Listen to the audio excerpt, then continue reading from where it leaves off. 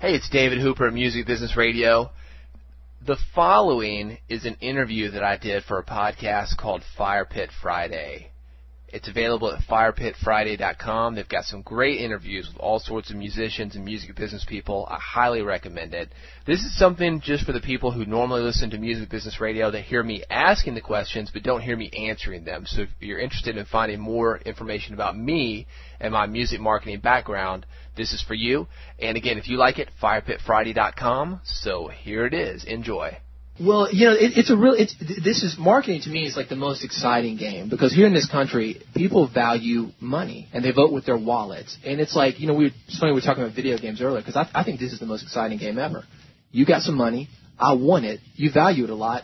What can I do using my mind and my skills and my big mouth to get you to hand it over to me and then want to hand me more? Yeah. So I look at that and I try to encourage the people about who are making music to do that because people are like, oh man, I didn't get into this because I wanted to get into marketing. They don't understand. I mean, it's exciting. It can be a really exciting thing to try to win people over and get them to be in your version of the KISS Army, to get them to I just think it's really I love it. I love building up these bands, and that's one of the reasons I started working with independent bands again. I started working more and more with these major label acts, making more and more money. My prices were getting really high, and these bands couldn't afford it. So I said, man, I got to figure out a way so I can work with these indie guys because I'm the guy who likes taking somebody from 0 to 10,000. That's life changing. Yeah. Now, if I work with a band, they've already sold 1 million records, and I can help them sell like 1.5 million or 2 million records. Who cares? And they don't care. I mean, a lot of them are just jerks, and they've kind of lost touch. I want to change lives. Wow. That's huge. That's huge. Yeah. That's huge. That you don't hear that. You don't hear that. So why? Why is that? What is motivating you to do that? Why? Why do you want to do that? I think it was just when I was working day jobs and when I was having to do something other than music for a living and other than music marketing. I sucked at it. I mean, I got fired from every job I ever had, and the one I didn't get fired from, I left to go to one, and then I got fired from that. So, and I know these musicians are the same way because I look around Nashville, it's like, God, what you guys are just. It's got to be just torture, Oh, just for some of these creative people. And music, it makes the world a better place, man. It touches lives. And some of the comments that we get from listeners, and we have these songwriters come in and tell their stories about how music, and we'll get this stuff, and it sounds like it sounds like a country song, actually. It's like, I was about to kill myself, and then your song came on the radio, and it's about an old dog, and I remember... I remember my dog, and it kept me, I remember who's going to take care of the dog, and then I didn't kill myself. And I mean, music really changes people's lives like that. It's not just selling units, or it's not just emotional. It's huge, man. So I mean, I want to try to spread goodwill. I mean, it sounds all hokey, but I'm trying to change the world. You're giving back.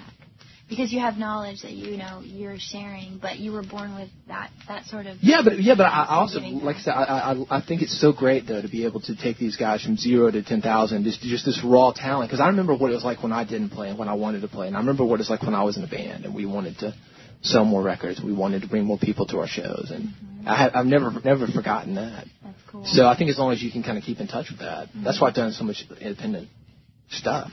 Why is it so hard for artists or bands to market themselves? I mean, there's probably a couple main reasons.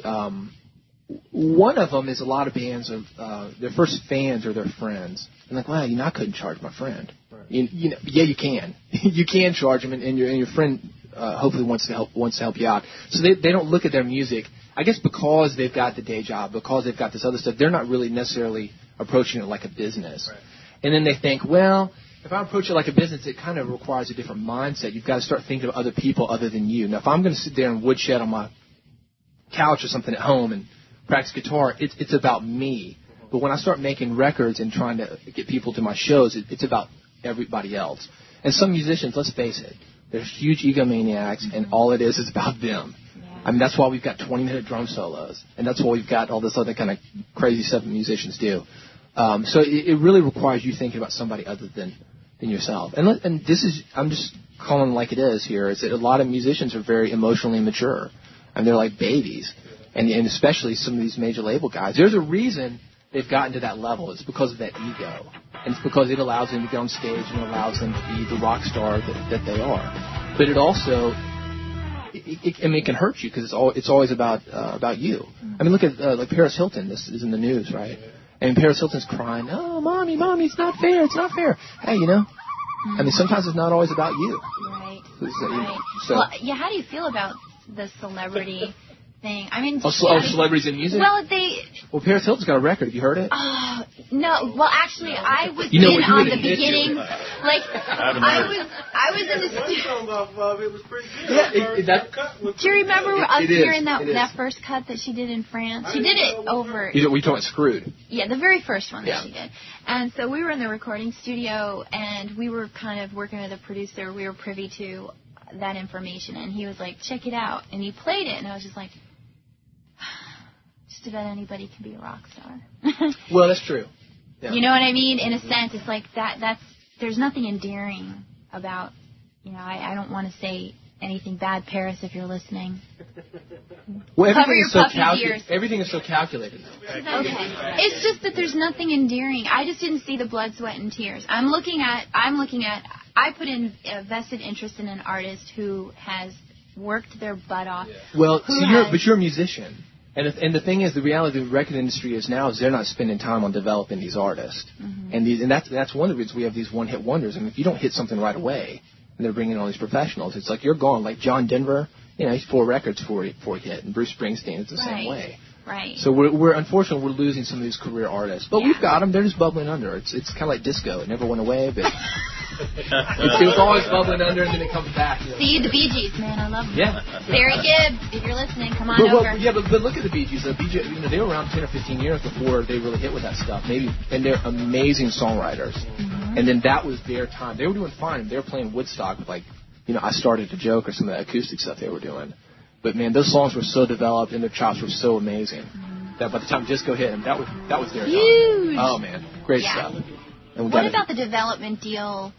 We've had some experiences where we had a guest, and he was like the huge myth of I'm going to give you $100,000, I'm going to develop you for 3 years. Yeah. And then I don't know what else.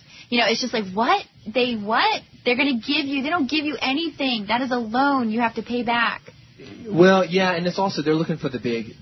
I'll tell you, some labels they're like this. They've got 8 guys on the team that they strike out every time, and there's one dude who can knock a home run. I want the label with the team that hits singles every time, literally singles, and just keeps batting people in every single time. And I want the guys that are just going to be consistent and just going to do it, and they're going to be long lasting. So it's just a mindset change. We got some independent stuff, and it's coming out, and it's pretty good. But there's a lot of noise out there too. Mm-hmm. The reality is that anybody can make a record these days, and that's good. And that's the best thing about technology. It's also the worst because there's no filters. So how are we going to get these filters? Well, I guess things like the live show. Right. Some of these guys can't do the stuff live, but then we got to get people to clubs, and the clubs are shutting down. So, but the music business is going to survive because people need music. Absolutely. How do you determine who has it? I mean, I'll give you an example. I saw this band called Big Bad Voodoo Daddy probably in the late 90s, and they announced it. This was a club gig. This was up in Columbus, Ohio, and they announced it from the stage. Hey, guys, we're playing the Super Bowl next week. Now, that's a pretty big gig, right? Mm-hmm. Yet, here we are in a club with 400 or 500 people, and they didn't take it for granted. And they said, all right, everybody, we're going to take about a 10-minute break, and we're going to come out, and anything you buy, we're going to sign.